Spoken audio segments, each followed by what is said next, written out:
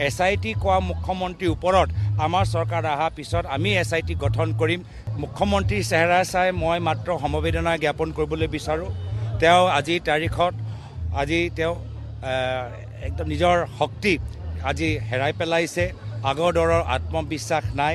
গম পাই যে অলপ দিনৰ পিছত তেওঁলোকৰ চৰকাৰ যাবগৈ, সোমাব লাগিব ৰাইজৰ মাজত।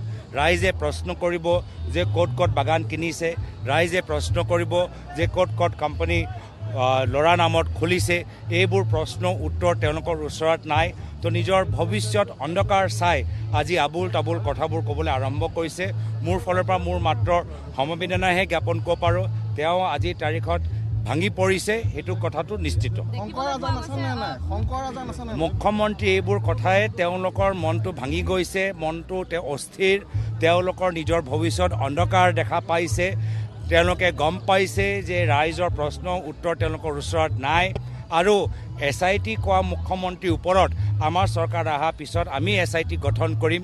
নিজৰ ভৱিষ্যতলৈ শংকাত পৰি আজি আবুল তাবুল কথাবোৰ কৈ SIT কোৱা মুখ্যমন্ত্ৰীৰ ওপৰত আমাৰ চৰকাৰ অহাৰ পিছত আমি SIT গঠন কৰিম। মুখ্যমন্ত্ৰীৰ চেহেৰা চাই মই মাত্ৰ সমবেদনা জ্ঞাপন কৰিবলৈ বিচাৰোঁ। তেওঁ আজিৰ তাৰিখত তেওঁ একদম নিজৰ শক্তি আজি হেৰাই পেলাইছে। আগৰ দৰৰ আত্মবিশ্বাস নাই। গম পাই যে অলপ দিনৰ পিছত তেওঁলোকৰ চৰকাৰ যাবগৈ, সোমাব লাগিব ৰাইজৰ মাজত। ৰাইজে প্ৰশ্ন কৰিব যে ক'ত ক'ত বাগান কিনিছে, ৰাইজে প্ৰশ্ন কৰিব যে ক'ত ক'ত কোম্পানী ল'ৰা নামত খুলিছে। এইবোৰ প্ৰশ্ন উত্তৰ তেওঁলোকৰ ওচৰত নাই। তো নিজৰ ভৱিষ্যত অন্ধকাৰ চাই আজি আবুল তাবুল কথাবোৰ ক'বলৈ আৰম্ভ কৰিছে। মোৰ ফালৰ পৰা মোৰ মাত্ৰ সমবেদনাহে জ্ঞাপন কৰিব পাৰোঁ। তেওঁ আজিৰ তাৰিখত ভাঙি পৰিছে, সেইটো কথাটো নিশ্চিত। মুখ্যমন্ত্ৰী এইবোৰ কথাই তেওঁলোকৰ মনটো ভাঙি গৈছে, মনটো অস্থিৰ। তেওঁলোকৰ নিজৰ ভৱিষ্যত অন্ধকাৰ দেখা পাইছে। তেওঁলোকে গম পাইছে যে ৰাইজৰ প্ৰশ্ন উত্তৰ তেওঁলোকৰ ওচৰত নাই। আৰু SIT কোৱা মুখ্যমন্ত্ৰীৰ ওপৰত আমাৰ চৰকাৰ অহাৰ পিছত আমি SIT গঠন কৰিম।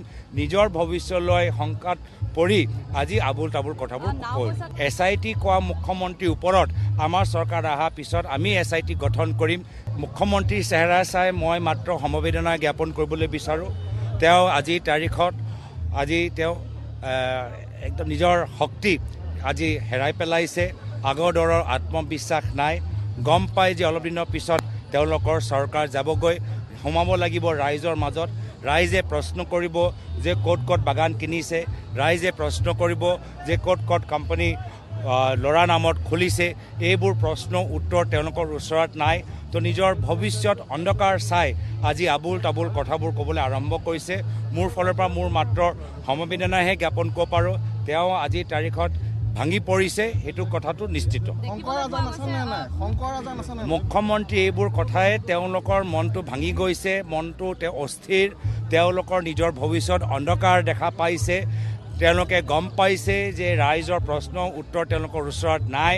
আৰু SIT কোৱা মুখ্যমন্ত্ৰীৰ ওপৰত আমাৰ চৰকাৰ অহাৰ পিছত আমি SIT গঠন কৰিম। নিজৰ ভৱিষ্যতলৈ শংকাত পৰি আজি আবুল তাবুল কথাবোৰ কৈ